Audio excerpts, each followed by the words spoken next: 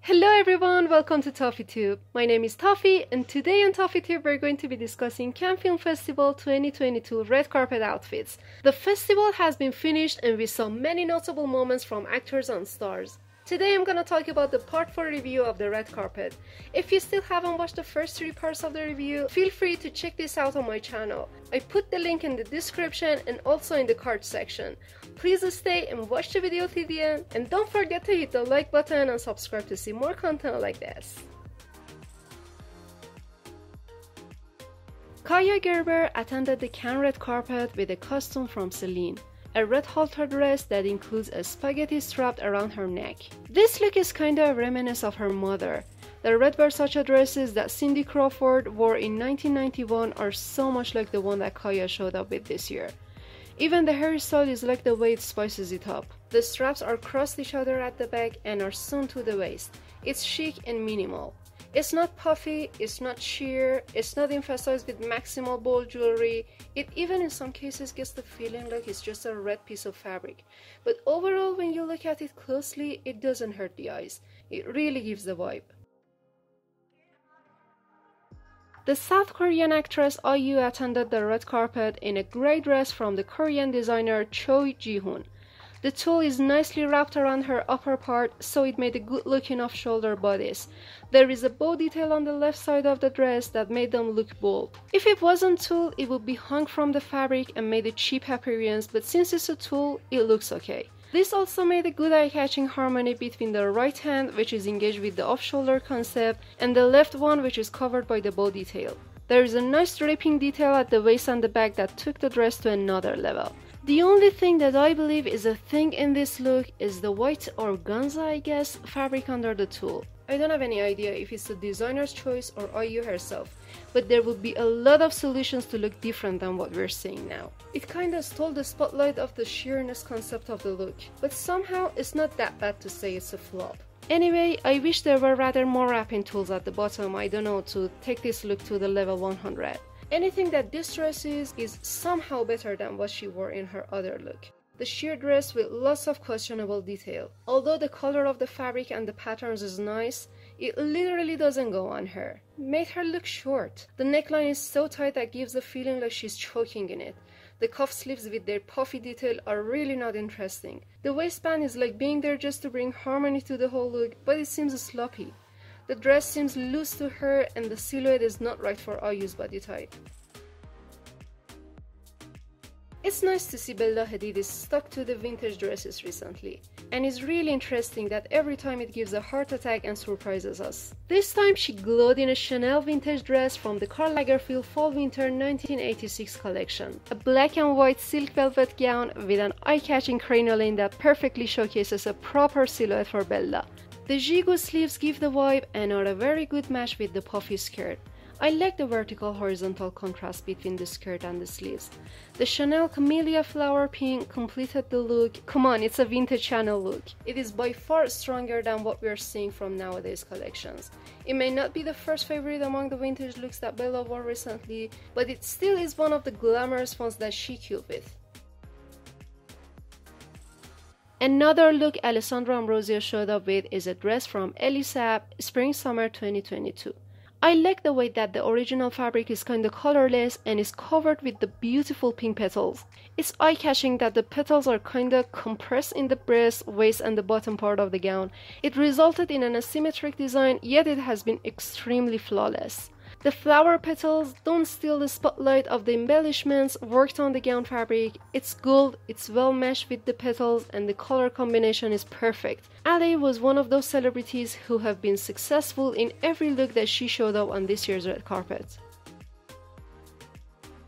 Before I start talking about Adriana Lima's look, I have to say, who did this to her? Seriously, what is this dress? She did very well at the beginning of her presence at the festival, but little by little on further occasions, the clothes she chose either were not proper according to her body, or they had some design issues, or they were not suitable for such an occasion at all. Now we reach the moment that we are seeing such dress from who? Adriana Lima? Victoria's Secret one and only angel? I'm sorry. I'm sorry, I really don't want to nag about this, but I'm so sad to see such a thing. The only thing that I can say is digestible in this look is the plunging high neckline. The fabric draping is trying its best to make some dramatic moments like her first ballman look, but it was not successful at all. The shoulder cape is hardly attached to the beaded crystal straps. The embellished straps are doing their best to result in a luxury gown, but they were really not successful in any case. It's not properly matched to her body. There are some fitting problems. I don't understand the triangle edges attached to the embellished straps. The one that covered her belly is super extra. I mean, if the drape fabric is meant to give the vibe, so what the beaded fabric is doing here exactly? The back strap is also too much. The color has a good combination with the straps and crystals, but it really is not digestible. The only feeling that I get from this look is that it's so over-designed. There are too many extra details that were not really needed. It just resulted in a sloppy gown. Oh my god. As we are fed up with the pink, let's talk about another pink gown from the Italian model Paulo Taurani. She appeared with a taffeta ball gown from Shakira, a look that you have to add to the list of the gowns that look perfect while staying on the stairs. The electric color makes it glow on the red carpet. The off-shoulder and the upper part have some good detail of fabric planes. There is some good crossing and twisting detail on one part of the bodice. The waistband is properly matched with the upper part. There is a digestible high slit from the front and a floor sweeping concept from the back. The expansion of the fabric from the waist made a dazzling silhouette, and I'm glad it's not left on purposely. There is good detail of the fabric playing at the bottom, which made harmony with the bodice. It kinda also reminds me of the rose flower. Overall, the gown goes on Paula. I know she's a tall model. Somehow I believe if anyone else would wear this dress, it would actually go on them as well. It's not because of the person, it's because of the proper design, cuts and stitches. Eline Soleiman, the Arabian influencer, attended the red carpet with a cream puffy gown from the designer Michael Cinco Spring-Summer 2022. A light colored dress with some floral detail embellished on it made the look eye-catching. I'm personally fond of the fabrics, florals, butterflies, and any other additional stuff attached to a fabric that results in a 3D look. The ruffle fabrics layered on each one that appeared as bold shoulders are nice, but maybe not for this look.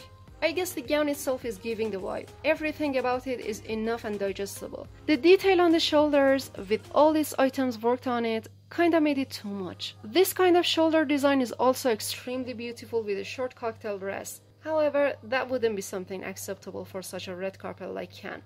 But it's nice.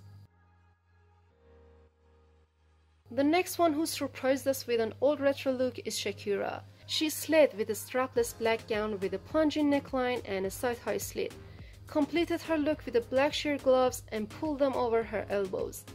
Although Shakira is not a tall singer, this dress is really well made that looks perfect on her body. It doesn't seem like she's lost in it or seeming short. The dress nicely sweeps the floor. This look proves some important facts. You don't have to wear some maximal bold stuff to kill it. It doesn't matter what is the height. There are always good matches for you if you're careful. Balance is good. Balance doesn't steal attention. Black is always the right answer. The French model Iris Mittenary attended the red carpet on the first days of the festival with a gown from Mugler. A long black dress with a front high slit. I don't know if you think it's like a black dress with an underbreast neckline that is completed with an additional bodice, or it's just me. The cuts and stitches are properly done in the proper places. The dress fits her well. The sheer gloves are also beautiful, but I guess they're not needed. The dress is enough. I'm glad she wore high-heeled sandals with this look. It perfectly exaggerates the concept of a high-slit gown, and the straps are well wrapped around the leg. She didn't neglect the accessories part and was one of those who preferred to use maximal jewelry. The luxury necklace and the ring are from Boucheron and perfectly go on her. I also like her makeup a lot. Her eyeliner is really giving the vibe. Georgina Rodriguez showed up on the final days of the Cannes red carpet with a silver halter neck gown including a thigh-high slit. Actually, high slits are Georgina's style signature. Since she works out and has a strong eye-catching body, she mostly wears dresses with high sleeves to show some legs. She also completed her look with emerald earrings, which I think is nice. The dress is shimmering and is like you cannot prevent yourself not to looking at it. It has a good fitting and overall is not a new look from her. We've seen a lot of these gown styles moments from her before. I wish the slit was a little higher. I believe the leg has the potential to pop up more, you know? I'm glad to see her attending the red carpet. After the recent loss and delivering a baby, this body and look are really admirable. Deepika Padukone showed up on the Cannes red carpet with her last look from this year as a jury with a white sari from the Indian designer Abujani Sandeep Khalsa. The corset matching the sari kinda reminds me of her first look at this year's red carpet. They are well matched together. The pearls embellished on it gives me the vibe of a leaf. It can easily be seen under the sari. I like how the maximal pearl necklace made a good harmony with the whole look. You don't feel like it's an accessory. It seems like it's a part of the dress. The pearls have been matched together with different sizes and resulted in a good shape of an accessory. The earrings also are proper and are from the Indian jewelry house Birdie Chand. The ruffles made the whole look so dramatic. When you look at it from behind, it looks like the wings of a flying bird. The ruffles are layered at the bottom of the sari, which also gives the vibe of a wedding dress. The details have been observed in every part of the look. Like her previous looks, also here she has a hairdo that I'm so satisfied with it, because it prevents stealing the spotlight and you spontaneously pay attention to the detail of the dress. The whole look is glamorous and expensive. She was so successful at her closing appearance. Well, that's it for today. I'd be so glad to know what is your opinion. Please let me know in the comments. Stay notified, this channel includes many review analyses. Make sure to hit the subscribe button if you haven't already and click the notification bell so you don't miss out any future uploads. So, see you soon.